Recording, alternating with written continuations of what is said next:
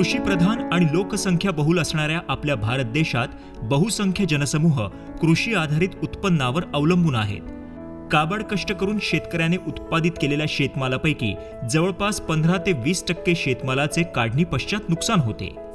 शेतकऱ्याच्या मेहनतीचे योग्य मोल व्हावे, शेतमालाला योग्य तो भाव मिळावा, यासाठी उत्पादनाच्या मूल्यवर्धनासाठी शासन सर्वतोपरी प्रयत्न करत आहे. मनुष्यबळाचा विकास आणि भूसंसाधनांचा सुयोग्य वापर व्हावा म्हणून केंद्र आणि राज्य शासन अनेक उपयुक्त योजना आणि उपक्रम राबवत असते.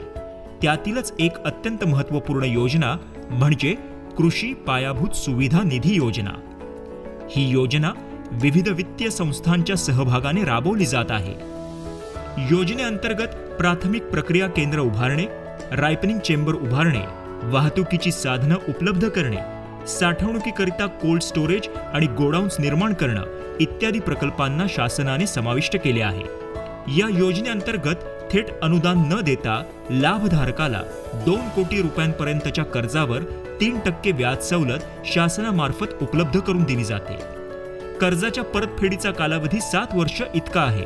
तसंच 2 कोटी रुपयांपर्यंतच्या पात्र कर्ज रकमेला शासनाने CGTMSE या योजनेअंतर्गत गॅरंटी कव्हर उपलब्ध करून दिला आहे.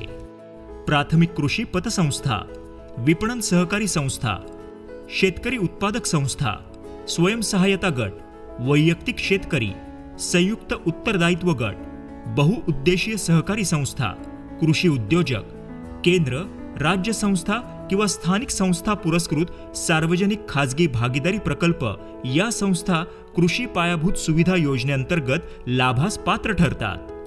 यासाठी पात्र लाभार्थींनी आपले अर्ज शासनाच्या पोर्टलवर भरणे आवश्यक आहे.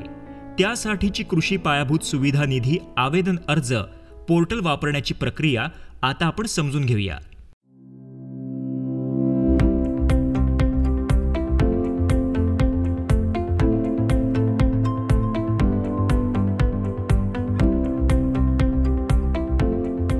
संकेतस्थळावर लॉग इन करण्यासाठी पुढील लिंकवर क्लिक करा.